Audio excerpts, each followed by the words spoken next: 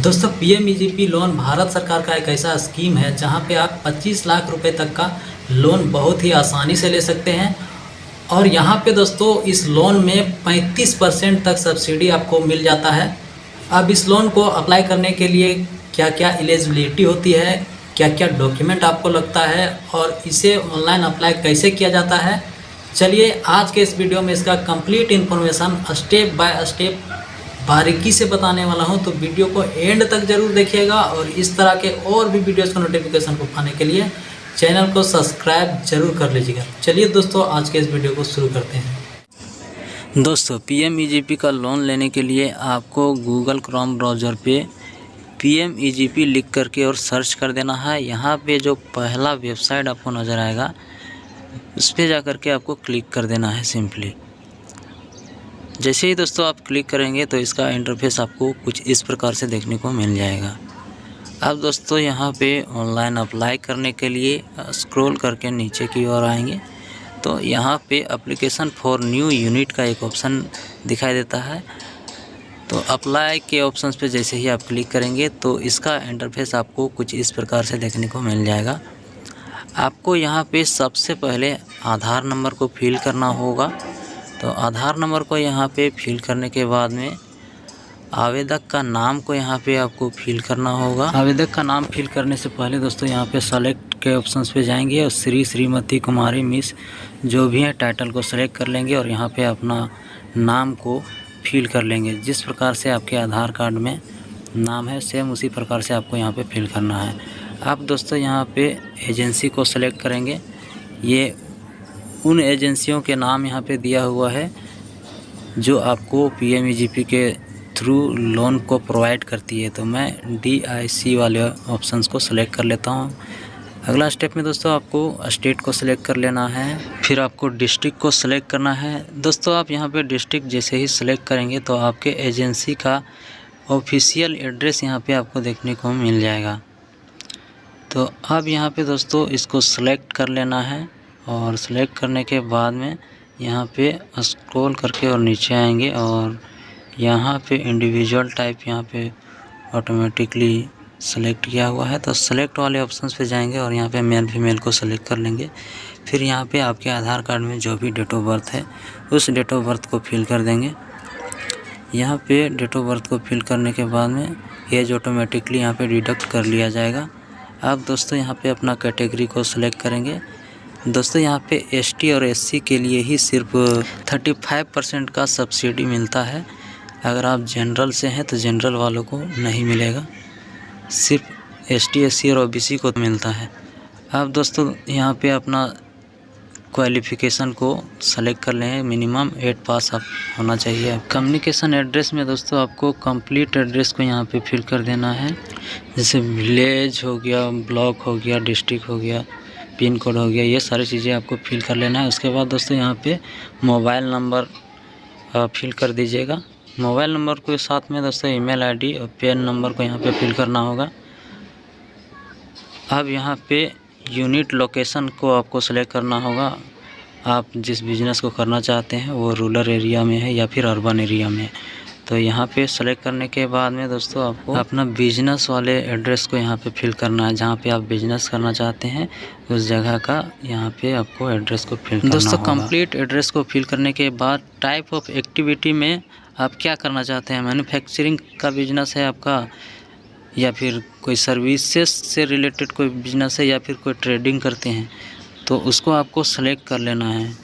तो चलिए मैं यहाँ से सेलेक्ट कर लेता हूँ। जैसे मैं सर्विस किसी भी चीज़ का देता हूँ तो सर्विस के लिए सर्विस के ऑप्शंस को यहाँ पे आपको सेलेक्ट कर लेना है। जैसे कि ऑनलाइन कैफ़े हो गया, इंटरनेट से रिलेटेड कोई भी ऐसी चीज़ें जो पब्लिक को आप सर्विस देते हैं, या फिर मैन्युफैक्चर को भी सेलेक्ट कर सकते हैं।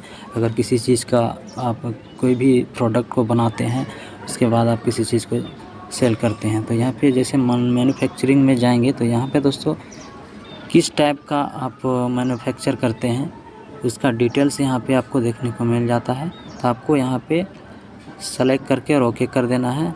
यहाँ पे अब जस्ट नीचे देखेंगे तो प्रोडक्ट डिस्क्रिप्शन पे आप प्रोडक्ट के बारे में कुछ भी लिखना चाहें तो लिख सकते हैं। और EDP ट्रेनिंग अगर आपने लिया है तो यहाँ पे यस करेंगे, अन्यथा नो कर देंगे। EDP ट्रेनिंग का यहाँ पे इंस्टीट्यूट का जो नेम है वो यहाँ पे फिल करना पड़ता है। तो हम नो कर दिए हैं तो ये ऑटोमेटिकली हाइड हो गया है। अब दोस्तों प्रोजेक्ट कॉस्ट क्या है वो यहाँ पे आपको फिल करना होगा। कैपिटल आपके पास में अभी कितना है और वर्किंग कैपिटल क्या है, आपको लोन यहाँ से कितना लेना है वो चीज़ इसमें यहाँ पे आपको फिल करना होता है। तो चलिए, जैसे कि मुझे 2 लाख रुपए का रिक्वायरमेंट है और यहाँ पे जो है मेरे पास में जो पैसा अवेलेबल है यानी कि 50,000 रुपये मेरे पास में है पहले से और 2 लाख रुपए का रिक्वायरमेंट है मुझे। तो टोटल कैपिटल दोस्तों 2.5 लाख रुपए हो गए। और एम्प्लॉय जैसे कि मेरे पास में 2 एम्प्लॉय काम करेंगे तो 2 यहाँ पे एम्प्लॉय वाले ऑप्शंस पे यहाँ पे मैं फिल कर दिया हूँ। अब यहाँ पे बैंक को आपको सेलेक्ट कर लेना है और यहाँ पे IFSC कोड को यहाँ पे सेलेक्ट करना है। सेलेक्ट करने के लिए अगर नहीं पता है तो आप यहाँ पे सर्च करके IFSC कोड को फिल कर सकते हैं। तो चलिए मैं यहाँ पे अपने IFSC कोड को सेलेक्ट कर लेता हूँ। तो दोस्तों IFSC कोड को फिल करने के बाद में यहाँ पे ऑटोमेटिकली बैंक का डिटेल्स शो करने लगता है, जैसे कि ब्रांच नेम, ब्रांच का एड्रेस और डिस्ट्रिक्ट, ये सारी चीज़ें ऑटोमेटिक यहाँ पे फिल हो जाता है। ठीक है। अब अगला स्टेप में दोस्तों यहाँ पे आपको आप चाहे तो यहाँ पे दूसरे सेकेंड वाले बैंक का भी यहाँ पे डिटेल्स को फिल कर सकते हैं। यहाँ पे 2 बैंक को ऐड करने के लिए ऑप्शन दिया हुआ है, आप चाहें तो कर सकते हैं या फिर इसे छोड़ भी सकते हैं। अगला स्टेप में दोस्तों यहाँ पे CGTMSE का जो लाभ है वो उठाना चाहते हैं तो यहाँ पे यस करेंगे या फिर नो कर देंगे। तो मैं यहाँ पे नो कर दिया हूँ। अब दोस्तों यहाँ पे PMEGP का जो लोन है इसके बारे में आपको कहाँ से पता चला, किसी फैमिली से पता चला है या फिर फ्रेंड से पता चला है या फिर कहीं और से पता चला है, तो यहाँ पे कुछ इस प्रकार से सेलेक्ट आपको कर देना है और सेव यहाँ पे कर देना है। सेव करते ही दोस्तों आपके पास में एक यूज़र ID और पासवर्ड को सेंड कर दिया जाएगा आपके मोबाइल फ़ोन पे। तो आपको सिंपली उसको नोट कर लेना है और यहाँ पे please proceed to upload document के ऑप्शंस पे यहाँ पे क्लिक करेंगे और यहाँ पे आपको सारे डॉक्यूमेंट को अपलोड कर देना है बारी बारी से। तो सबसे पहले पासपोर्ट साइज फ़ोटो का रिक्वायरमेंट होता है तो उसको यहाँ पे अपलोड करेंगे।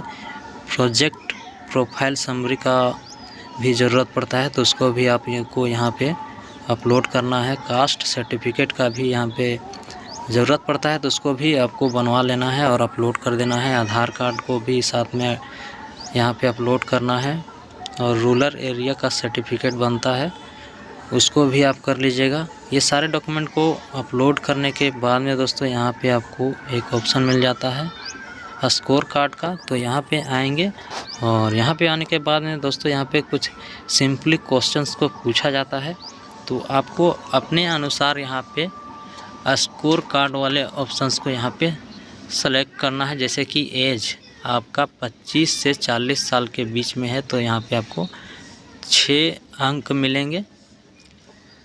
तो यहाँ पे कुछ इस प्रकार से आपको टिक करते जाना है सिर्फ।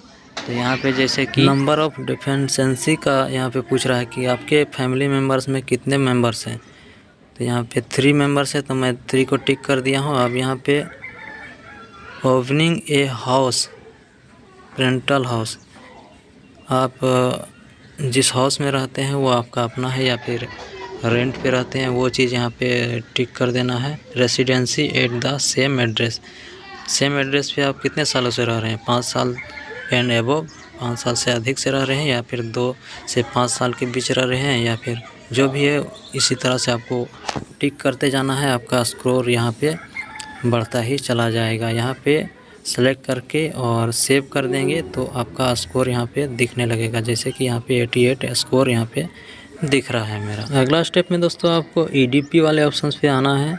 यहाँ पे जैसे ही आप आएंगे दोस्तों तो यहाँ पे EDP वाला जो ट्रेनिंग है वो लेना बहुत ही ज़्यादा ज़रूरी है, वो आपको एजेंसी के थ्रू मिल जाएगा।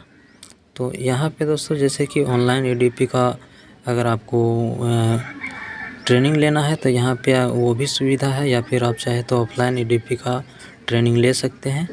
तो ऑनलाइन वाले में ऑनलाइन को सेलेक्ट करेंगे। यहाँ इतना करते ही EDP option has been successfully updated यहाँ पे लिखा हुआ आपको देखने को मिल जाएगा। ठीक है। अब अगला स्टेप में दोस्तों आपको फाइनल सबमिट करना है। तो फाइनल सबमिट का ऑप्शन यहाँ पे आपको देखने को मिल जाता है। सिंपली यहाँ पे आपको क्लिक करना है। Final submission of application to sponsoring agency जहां लिखा हुआ यहाँ पे आपको सिंपली क्लिक करना है।